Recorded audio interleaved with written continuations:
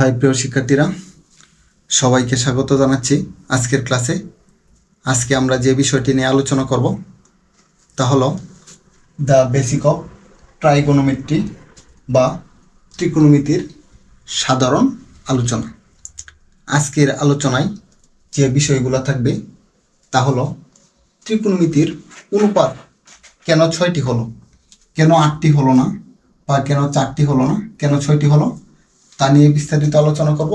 তারপর আমরা দেখব সাইন থিটা কি, সাইন থিটা মানে বিষয়টা কি। আমরা তো শুধু পড়লামই এতদিন খালি sine theta equal to 1 by cosec theta বা cosec theta equal to 1 by sine theta. এই সাইন থিটা মানে কি, তারপর দেখব কস থিটা মানে কি, তারপর আমরা দেখব টেন থিটা মানে কি, তারপর আমরা দেখব কট থিটা মানে কি, তারপর আমরা দেখব সেক থিটা মানে কি, তারপর আমরা দেখব কোসেক থিটা এর মানেটা কি। তারপর আরেকটি সূত্র আছে sine square theta plus cos square theta equal to 1 কীভাবে হয়, এইগুলা নিয়ে আজকে আমরা কি করব, বিস্তারিত আলোচনা করব। তাহলে চলো মূল আলোচনায়। যেহেতু ত্রিকোণমিতি বিষয়টা একটা কোণের উপর নির্ভর করে, আর কোণ হলো যদি একটি সরলরেখা আর একটি সরলরেখাকে একটা যে কোনো একটা নির্দিষ্ট নিয়মে যদি ছেদ করে, তাহলে ওই ছেদবিন্দুতে কি হয়, একটি কোণ উৎপন্ন হয়। আর ওই কোণটা যদি তোমার একটি সমকোণী ত্রিভুজের বাহুগুলার মাধ্যমে কি হয়, উৎপন্ন হয়, তাহলে আমরা দেখব। কারণ sine cos tan cot sec cosec প্রত্যেকটা ত্রিকোণমিতিক অনুপাত সমকোণী ত্রিভুজের উপর কি করে, নির্ভর করে হয়। তাহলে প্রথমে আমাদের sine cos tan cot sec cosec বোঝার জন্য সমকোণী ত্রিভুজটাকে বুঝতে হবে। সমকোণী ত্রিভুজ হলো যে ত্রিভুজের একটি কোণ সমকোণ, তাকে সমকোণী ত্রিভুজ বলে। আর ত্রিভুজের তিনটি কোণের সমষ্টি কিন্তু 180 ডিগ্রি, এটা তোমরা সবাই জানো। আর সমকোণ হচ্ছে এটা। আর সমকোণী ত্রিভুজ তিনটি বাহু দ্বারা আবদ্ধ ক্ষেত্রকে ত্রিভুজ বলে, ঠিক আছে বিষয়টা। আর ত্রিভুজ তিন প্রকারের, এর মধ্যে এক প্রকার হচ্ছে তোমার সমকোণী ত্রিভুজ। সমকোণী ত্রিভুজের সমকোণের বিপরীত যে বাহুটা হবে তা হবে অতিভুজ। তা হবে অতিভুজ মানে সমকোণী ত্রিভুজের সবচেয়ে যে বড় বাহু তাকে কি বলা হয়, অতিভুজ বলা হয়।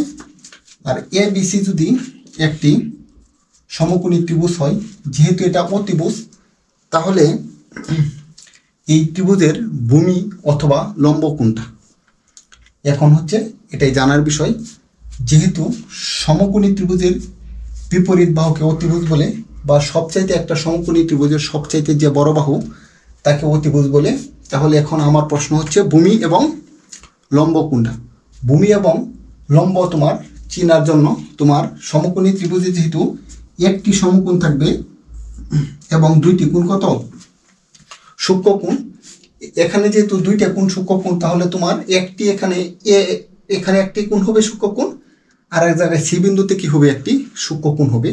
আর এই সূক্ষ্মকোণের জন্য তোমার দুইটা কোণ একসাথে তুমি কি করতে পারবে না, বিবেচনা করতে পারবে না। তুমি কি করতে হবে, যে কোনো সি বিন্দুতে তোমার সূক্ষ্মকোণ বিবেচনা করতে হবে, না হলে এ বিন্দুতে সূক্ষ্মকোণ বিবেচনা করতে হবে।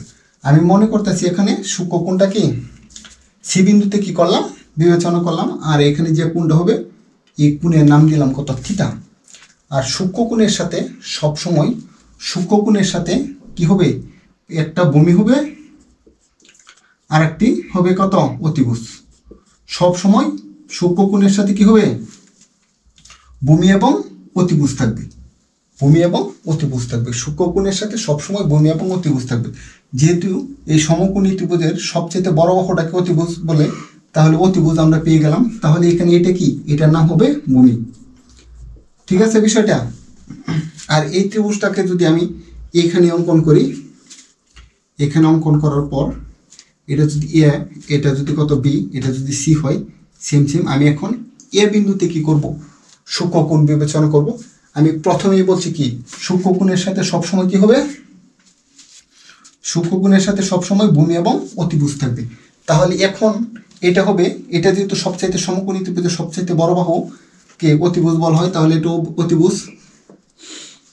ঠিক আছে। আর এটা কি হবে, সূক্ষ্মকোণের সাথে সবসময় ভূমি এবং অতিভুজ থাকে। ভূমি এবং অতিভুজ পেয়ে গেলাম, তাহলে বাকি যে আরেকটা বাহু আছে, আর ওই বাহুটাকে কি করব আমরা, লম্ব বলবো।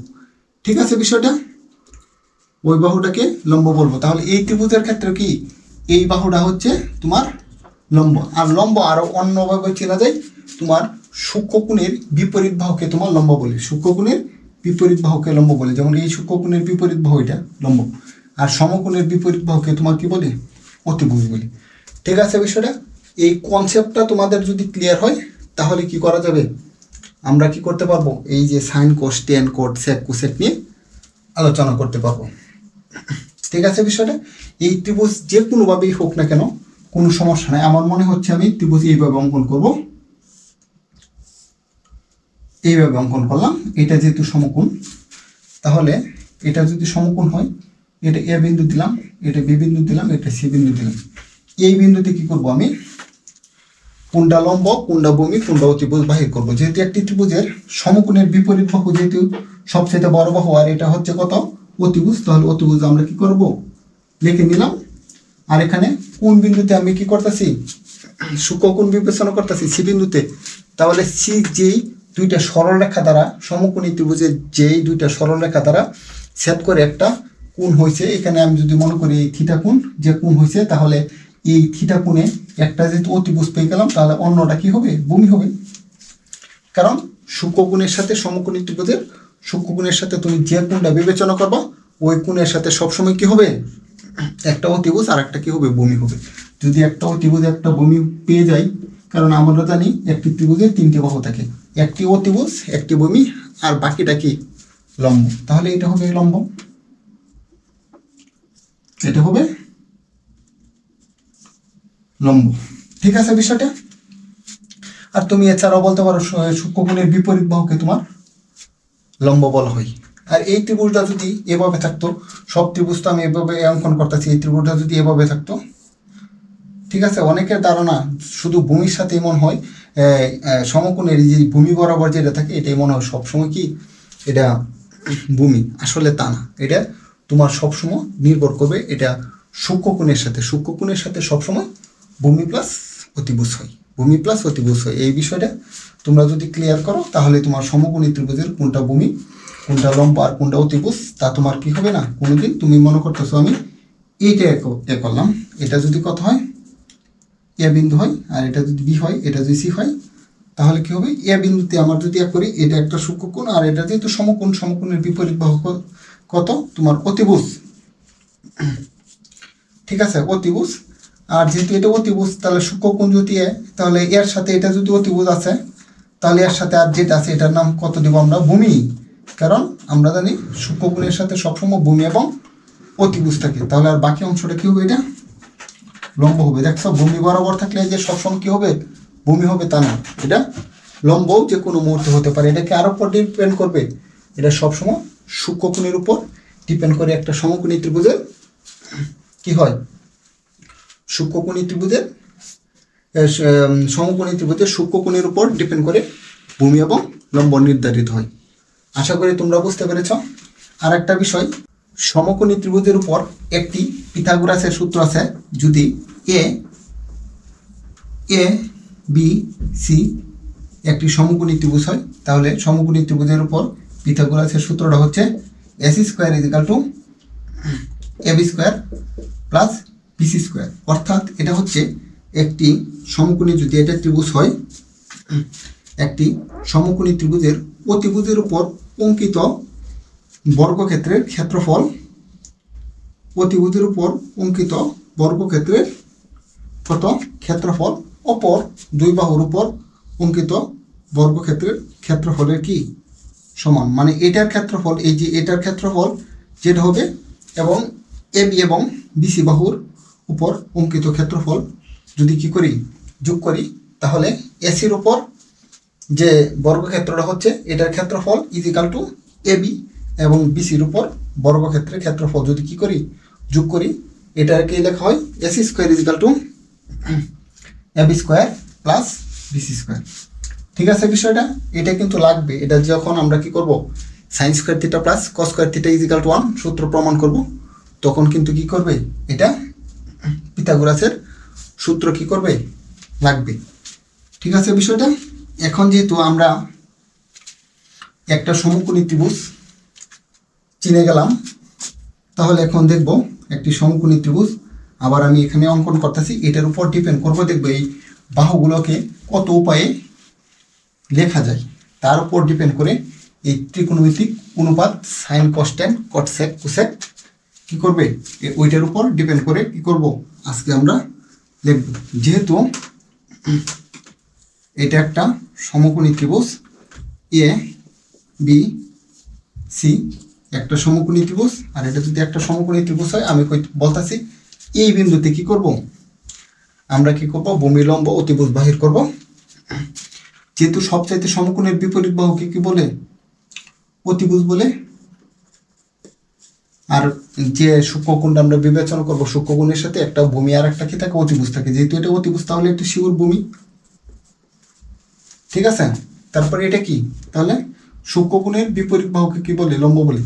আর যেহেতু আমি ভূমি এবং অতিভুজ পেয়ে গেছি, তাহলে আর বাকি যে বাহুটা আছে এটা শিউর অতিভুজ নাকি, সরি শিউর লম্ব, ওইটা নিয়ে কোনো কথা নেই। ঠিক আছে, তাহলে তুমি ইচ্ছা করলে কি লিখতে পারো, অতিভুজ, দেখো কিভাবে লেখা যায়, অতিভুজ বাই ভূমি। আমরা এইভাবে লিখতে পারি, কারণ এই দুইটা বাহুকে লিখতে পারি। আমার মন চাইছে আমি অতিভুজ উপরে লিখলাম, তারপর ভূমি নিচে লিখলাম। এখন আমার মন এভাবে চাইনি, আমি আরেকভাবে লিখবো। আমি কি লিখবো, ভূমি ডিভাইডেড বাই অতিভুজ, আমি এইভাবে লিখবো। তাহলে এখানে উপায় কয়টা হয়েছে বলো, দুইটা। তারপর আমি এই বাহু এবং এই বাহু নিয়ে লিখবো। তারপর এখানে লিখবো লম্ব ডিভাইডেড বাই ভূমি। আমি বলতেছি না, এটা যেহেতু লিখছি তাহলে উল্টায় লিখি। উল্টায় কি লিখতে পারবো আমরা, ভূমি ডিভাইডেড বাই লম্ব। তাহলে এখানে কয়টা উপায়, দুইটা। ঠিক আছে, এখানে 2 আর এখানে 2, কত হয়েছে 4। আর এটাকে আমি লিখতে পারবো না, লম্ব এবং অতিভুজ তুমি লেখো লম্ব ডিভাইডেড বাই অতিভুজ। আবার এটাকে উল্টে লেখো, অতিভুজ ডিভাইডেড বাই কত, অতিভুজ ডিভাইডেড বাই লম্ব। 1 2, এখানে 2 এখানে 2 এখানে 2, তাহলে এক করো 2 + 2 + 2 = 6। তাই ত্রিকোণমিতিক অনুপাত 6টা। ত্রিকোণমিতিক অনুপাত 6টা মানে sine theta, cos theta, tan theta, cot theta, sec theta, cosec theta. আর এই 6 ভাবে যেহেতু লেখা যায়, তাই ত্রিকোণমিতিক অনুপাত 6টা। তাই 8টা হয় নাই, 4টাও হয় নাই। যেহেতু একটি ত্রিভুজের, সমকোণী ত্রিভুজের বাহু কয়টা, 3টা, আর বিপরীত ভাবে আবার 3টা লেখা যায়, তাই 6টা। তুমি যেভাবে মনে রাখো, ঠিক আছে বিষয়টা। তাহলে ত্রিকোণমিতিক অনুপাত যে 6টা হয়েছে, এটা আমি বুঝলাম। আর এখন আমরা দেখব সাইন থিটা বিষয়টা কি। আমরা তো সারা জীবন শুধু মুখস্থই করে আসলাম, সাইন থিটাটা কি। যেহেতু sine theta, cos tan cot sec cosec, এই থিটা সবগুলো ডিপেন্ড করে কি, একটি সমকোণী ত্রিভুজের বাহুর উপর। তাই আমরা একটি সমকোণী ত্রিভুজের বাহুর উপর ডিপেন্ড করে সাইন থিটাটা কি, এটা আমরা দেখব। সাইন থিটা যদি দেখতে চাই, তোমরা অনেকেই জানো, এটা করো, সাগরে লবণ অনেক, কবরে ভূত আছে, 13 লম্ব ভূত, তোমরা যেভাবে বলো। যদি বলো সাগরে লবণ অনেক, আমি লিখতেছি সাগরে লবণ অনেক, সাগরে লবণ অনেক। পরে লেখো কবরে, কবরে ভূত অনেক। পরে 13 লম্ব ভূত নাকি, 13 লম্ব ভূত। এর মানে হচ্ছে সাগরে তুমি যদি সাইন লিখতে চাও, সাইন, এই সাইনের সাগরের দন্তাস্য নেই, তাহলে এটা হচ্ছে sine theta equal to, sine theta equal to কত, লবণ। ফলত একটি সমকোণী ত্রিভুজের লবণ থেকে, এটা যদি একটা সমকোণী ত্রিভুজ হয়, এ, এটা বি, এটা সি যদি হয়, আর এটা কত, সূক্ষ্মকোণ, তাহলে এটা কত হবে, ভূমি এটা হবে অতিভুজ আর এটা হবে কত লম্ব। লবণ, লবণ মানে এই যে লম্বর লবণ, লম্ব লিখতে যেহেতু ল লাগে আর লবণ লিখলে কত প্রথম অক্ষর ল লাগে, তাই এটা বলা হয় লম্ব। আর অনেক অতিভুজ লিখলে এই যে অ লাগে, তাই এই যে অতিভুজ, লম্ব বাই অতিভুজ। তাহলে একটি সমকোণী ত্রিভুজের, এটা যদি একটা সমকোণী ত্রিভুজ হয়,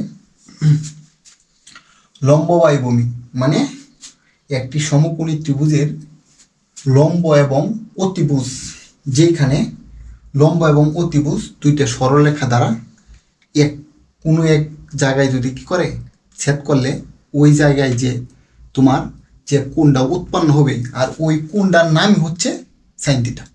তাহলে এখানে সাইন থিটা যদি করি, এটা যেহেতু একটা থিটা কোণ দিলাম, তাহলে এটা কত লম্ব আর এটা অতিভুজ আর এটা কত ভূমি। লম্ব দেখো তো কোনটা, লম্ব এটা, আর অতিভুজ কোনটা, তা লম্ব এবং অতিভুজ কিন্তু এখানে না, এখানে ভূমি এবং অতিভুজ, আর এখানে কত ভূমি এবং লম্ব, আর এটা কত লম্ব এবং অতিভুজ এই জায়গায় ছেদ করছি। এই জায়গাটাকে যদি তুমি প্রকাশ করতে চাও ত্রিকোণমিতিক অনুপাতের সাহায্যে, তাহলে এই যে এই জায়গাটার নাম হবে তোমার সাইন থিটা।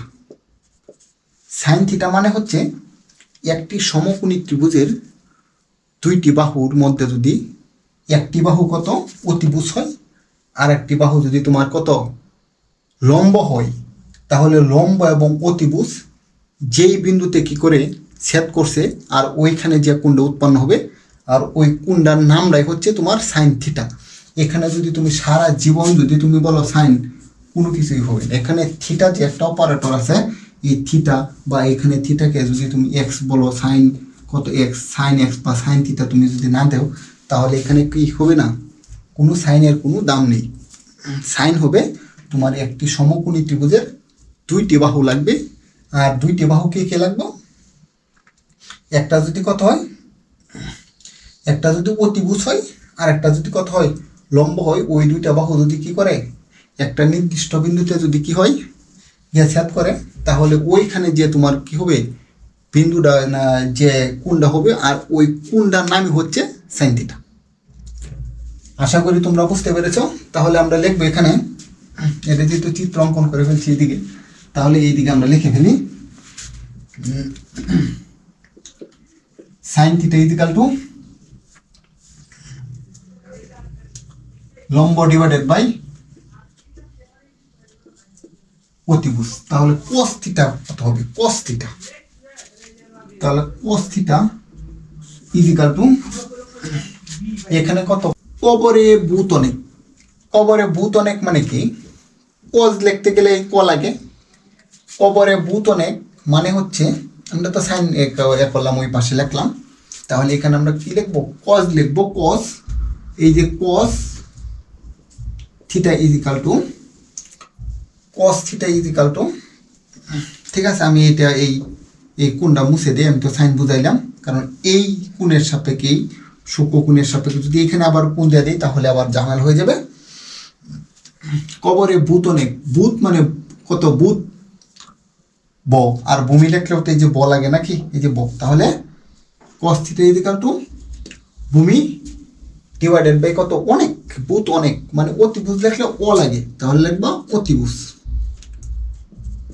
অতিভুজ। তাহলে cos থিটা হবে একটি সমকোণী ত্রিভুজের ভূমি এবং অতিভুজ যে দুইটা সরলরেখা আছে, ওই দুইটা সরলরেখা কোনো একটা বিন্দুতে যদি গিয়ে কি করে ছেদ করে, তাহলে আমরা কি পারবো যে কোণটা পাবো, আর ওই কোণটার নামই হচ্ছে তোমার অতিভুজ। তাহলে দেখো তো cos থিটা, ঠিক আছে, যদি cos থিটা হয় ভূমি, ভূমি কোনটা এটা এবং অতিভুজ কোনটা, ভূমি এইদিকে যাইতেছে এবং অতিভুজ এই দিকে আসতেছে, তাহলে এই জায়গায় যে তোমার কি হয়েছে এই ভূমি এবং অতিভুজ এটা কিন্তু আবার সরলরেখা, এই দুইটা সরলরেখা যে বিন্দু থেকে ছেদ করছে, বিন্দুতে ছেদ করার পর যে একটা কি হয়েছে এখানে কোণ উৎপন্ন হয়েছে, আর ওই কোণটার নাম হবে কি cos থিটা। cos থিটা হইতে গেলে একটি সমকোণী ত্রিভুজের অতিভুজ এবং কত লাগবে ভূমি লাগবে, অতিভুজ এবং ভূমি লাগবে। তাহলে একটি সমকোণী ত্রিভুজের অতিভুজ এবং অতিভুজ ডিভাইডেড বাই ভূমি, ঠিক আছে। আর এই ভূমিটা উপরে থাকবে এবং অতিভুজটা কি থাকবে, নিচে থাকবে, ভাগ আকারে থাকবে।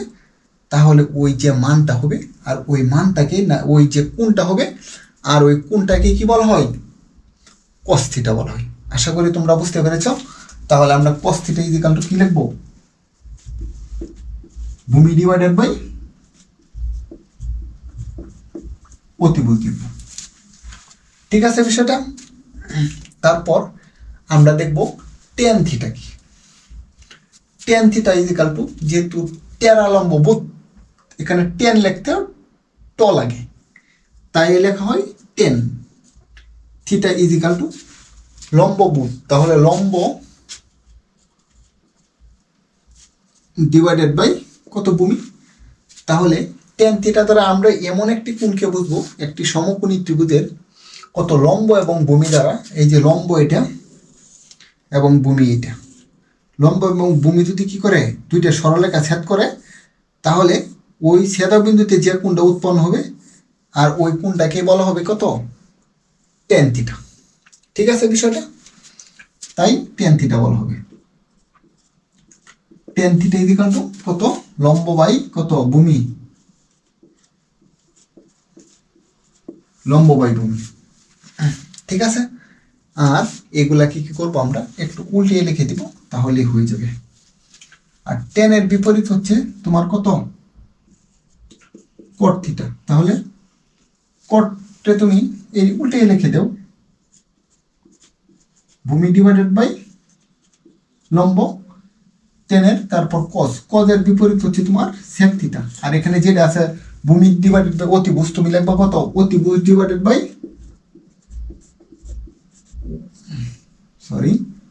অতিভুজ ডিভাইডেড বাই ভূমি।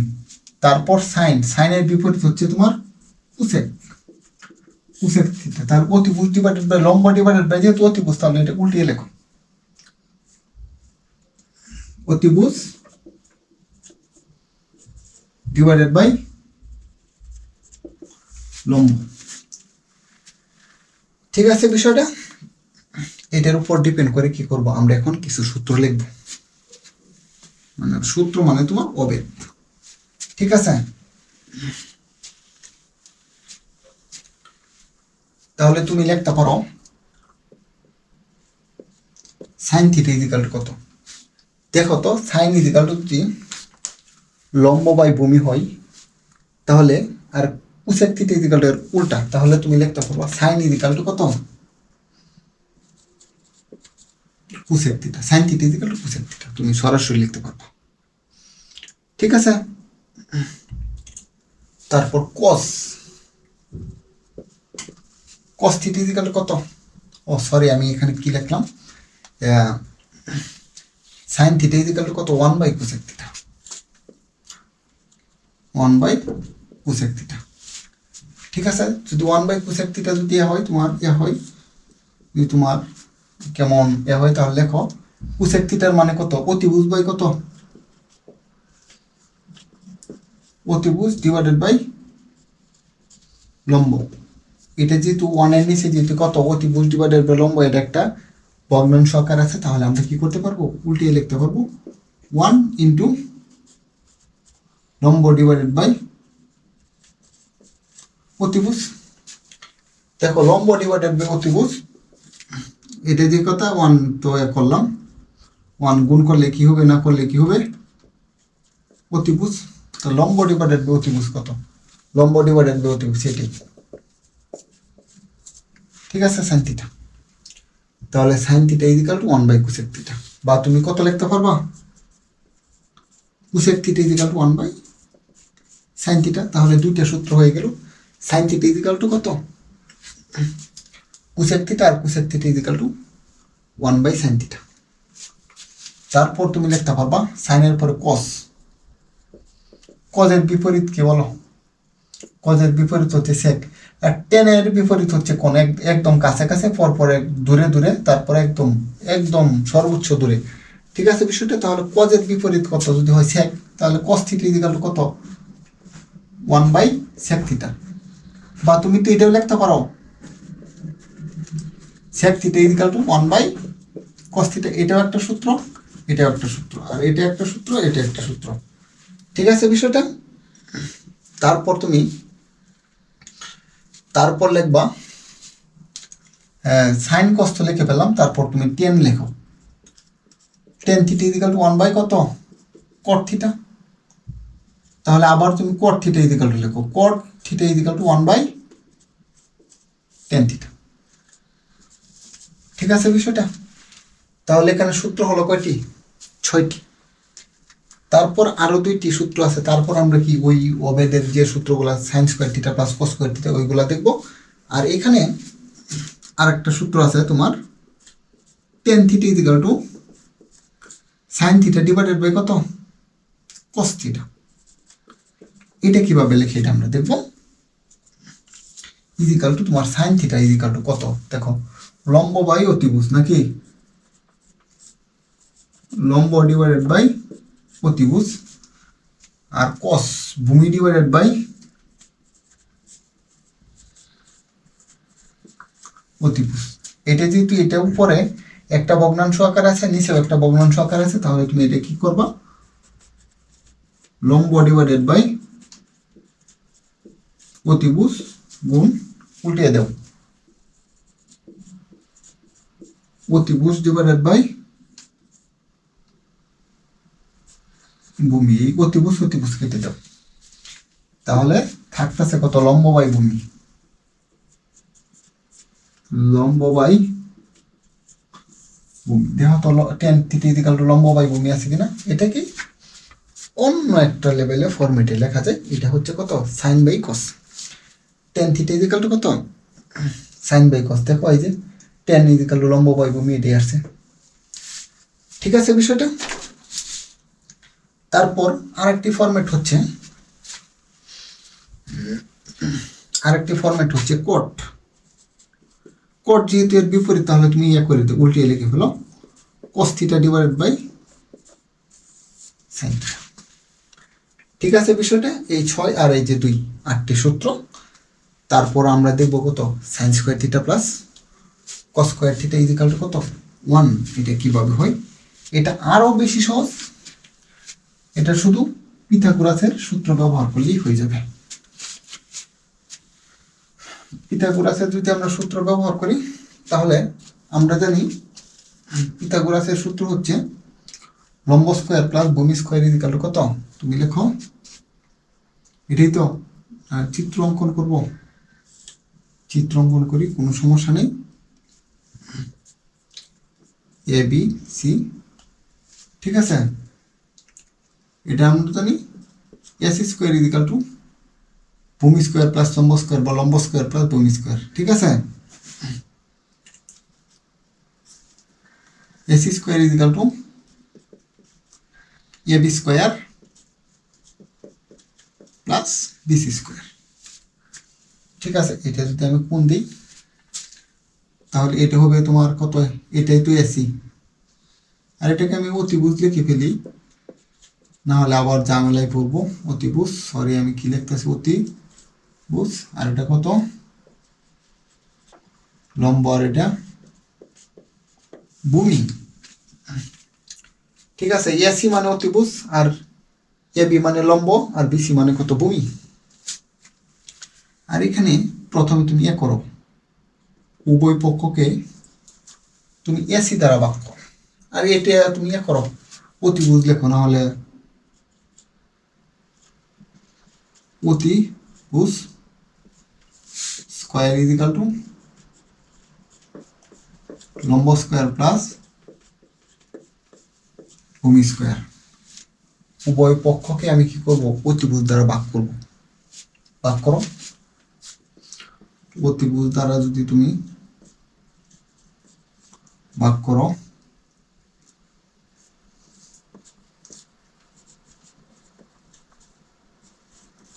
অতিভুজ স্কোয়ার দ্বারা আমি কি করলাম?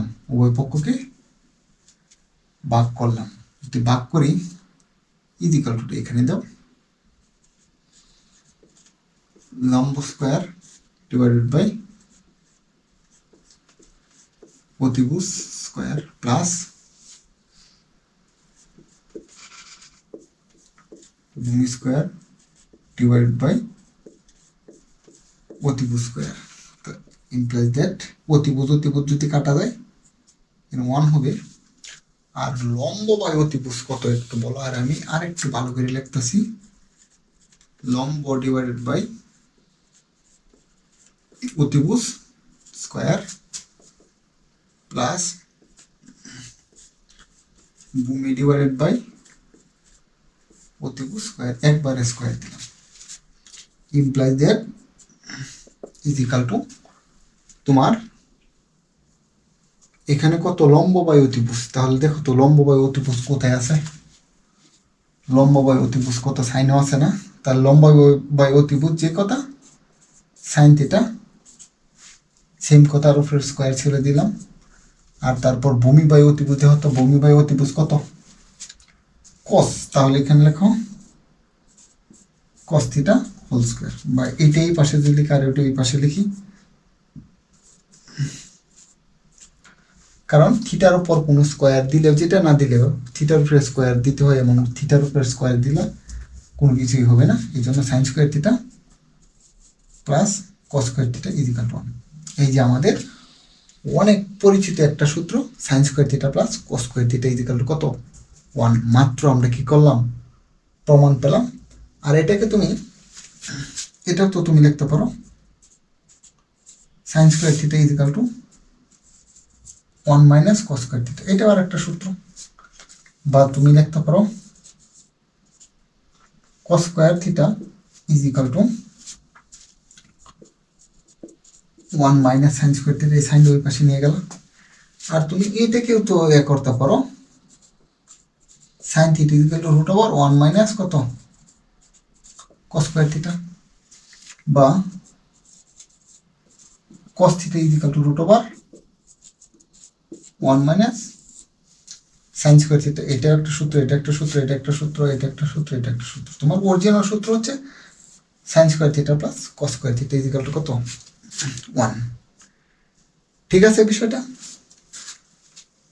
তারপর আমরা এটা মুছবো, মুছার পরে আমরা এখানে যখন অতিভুজ উভয় পক্ষকে কি করছি ভাগ করছি, আমি এখন অতিভুজ দিয়ে ভাগ করবো না, আমি এখন লম্ব দ্বারা ভাগ করবো উভয় পক্ষকে, তারপর ভূমি দ্বারা ভাগ করবো। ঠিক আছে, উভয় পক্ষকে তুমি কি করো এ দ্বারা ভাগ করো, লম্ব দ্বারা, অতিভুজ স্কোয়ার ডিভাইডেড বাই লম্ব স্কোয়ার ইজ ইকাল টু লম্ব স্কোয়ার ডিভাইডেড বাই লম্ব স্কোয়ার প্লাস ভূমি স্কোয়ার ডিভাইডেড বাই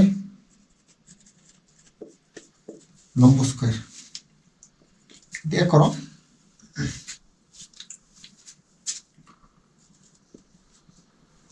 অতিভুজ ডিভাইডেড বাই লম্ব একবারে স্কোয়ার দেব, যেহেতু দুইটারই স্কোয়ার আছে। ঠিক আছে বিষয়টা। আর ইজ ইকাল টু লম্ব ডিভাইডেড বাই লম্ব একবারে স্কোয়ার দেব প্লাস ভূমি ডিভাইডেড বাই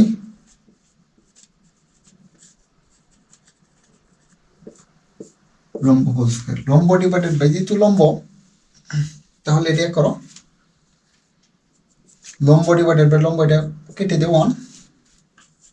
তারপর লেখো এটাকে আর কত লিখবো বলো, অতিভুজ ডিভাইডেড বাই লম্ব। অতিভুজ ডিভাইডেড বাই লম্ব কোনটা দেখো তো, অতিভুজ ডিভাইডেড বাই লম্ব, তাহলে এটা কত হবে cosec, cosec theta whole square is equal to one plus কত ভূমি ডিভাইডেড বাই লম্ব, ভূমি ডিভাইডেড বাই লম্ব, ভূমি ডিভাইডেড বাই লম্ব কত কট, কট থিটা হোল স্কোয়ার, কারণ উপরে যেহেতু হোল স্কোয়ার। তাহলে তুমি এটাকে লিখতে পারবে না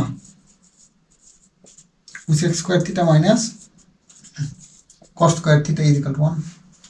এটাই তো আমাদের অরিজিনাল সূত্রের ফর্মুলা চলে আসছে। ঠিক আছে, তুমি এটাকে তো তুমি এভাবেও লিখতে পারো,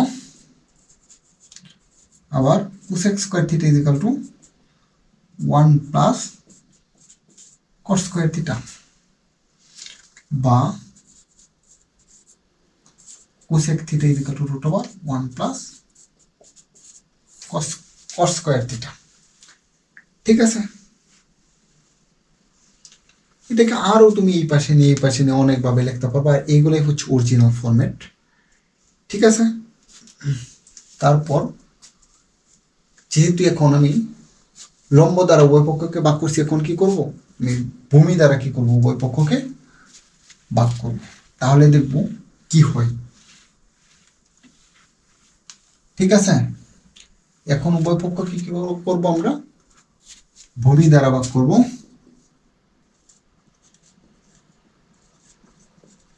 অতিভুজ স্কোয়ার ডিভাইডেড বাই ভূমি স্কোয়ার ইজ ইকাল টু লম্ব স্কোয়ার ডিভাইডেড বাই ভূমি স্কোয়ার প্লাস ভূমি স্কোয়ার ডিভাইডেড বাই ভূমি স্কোয়ার। আর এখানে আমরা লিখব অতিভুজ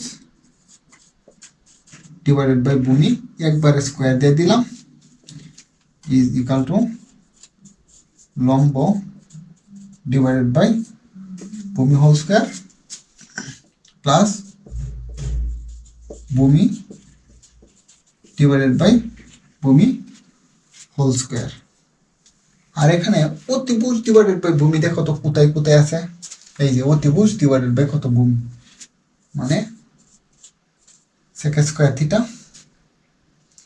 না সেক থিটা লেখো, তারপর উপরে স্কোয়ার দাও ইজ ইকাল টু, আর লম্ব বাই ভূমি কোথায় আছে বলো, লম্ব বাই ভূমি আছে 10, তাহলে তুমি লিখবা 10 থিটা উপরে স্কোয়ার দাও, এটা কত প্লাস ভূমি বাই ভূমি প্লাস 1 এর উপরে স্কোয়ার দিলে কি হবে, না দিলে 1 এর তুমি যতই কিছু করো না কেন, বর্গ গণ যাই করো না কেন, কি হবে, সে 1ই হবে।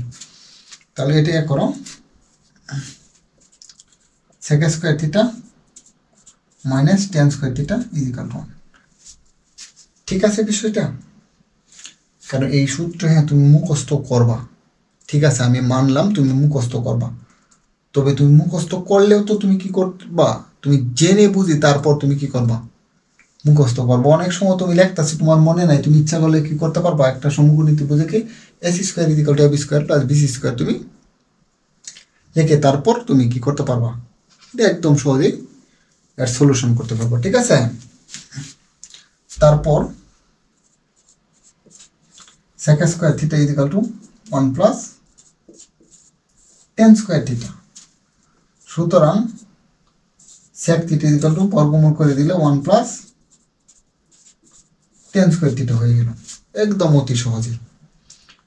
ঠিক আছে বিষয়টা, আর এই সূত্রগুলা যেহেতু কি করছো তোমরা এখন বুঝতে পারছো, তারপরেও কি করবো, আমি এগুলাকে আরো অনেক শর্টভাবে বোঝার জন্য আমি একটা শর্ট টেকনিক এখন দিব, তারপর আজকের ক্লাস শেষ করব। ঠিক আছে বিষয়টা, শর্ট টেকনিকটা হচ্ছে যেহেতু তোমার ত্রিকোণমিতিক অনুপাত কয়টি, 6টি, তাহলে এই 6টিকে তুমি একটা 6 তলা একটা কি করো, ভবন বিবেচনা করো। প্রথমটি হচ্ছে সাইন থিটা, তারপর কোস থিটা, তারপর টেন থিটা, তারপর কট থিটা, তারপর সেক থিটা, তারপর কোসেক থিটা। এই সিরিয়াল কিন্তু তোমার করতে হবে, এই সিরিয়াল মেনটেন ভাবে তোমার লিখতে হবে, মেনটেন করে তোমার কি করতে হবে, লিখতে হবে sine cos tan cot sec cosec, এই সিরিয়াল মেনটেন করে তোমার লিখতে হবে। আমি বলছি কি এটা যেহেতু 6 তলা ভবন, এটা প্রথম তলা, এটা কত দ্বিতীয় তলা, এটা কত তৃতীয় তলা, এটা চতুর্থ, এটা পঞ্চম, এটা ষষ্ঠ। ঠিক আছে বিষয়টা, তুমি মনে করো এখন বর্তমানে হট ওয়েদার চলতেছে, মানে অনেক গরমের দিন, তুমি যদি 1 তলা থেকে 6 তলায় উঠো তোমার কি হবে বলো তো, তোমারও অনেক পরিশ্রম হবে, শরীর থেকে কোনো কিছু বাহির হয়ে যাবে, মানে মাইনাস হয়ে যাবে। যেমন 1 তলা থেকে তুমি 6 তলায় উঠলে তোমার শরীর কি হবে, ঘামবে, ঘামবে মানে তোমার শরীর কি হবে, শরীর থেকে কিছু মাইনাস হবে। আবার তুমি 6 তলার থেকে যদি তুমি 5 তলায় নামো, বা 5 তলা থেকে যদি তুমি 4 তলায় নামো, যেটা ঘামার কথা ছিল ওঠার সময় ওইটা কিন্তু তোমার কি হবে না, ঘামবে না। হয়তো শরীরে না ঘামলে একটু ওঠার থেকে নামাটা অনেক সহজ হবে, মানে শরীরে একটু কি হবে, আরাম অনুভূত হবে। যদি অনুভূত হয় এটা শরীরে কি হইতেছে, এটা আরাম যোগ হইতেছে। তাহলে নামার ক্ষেত্রে কি করব আমরা, যোগ ভাববো, আর উঠার ক্ষেত্রে কি করব, বিয়োগ করব। ঠিক আছে বিষয়টা?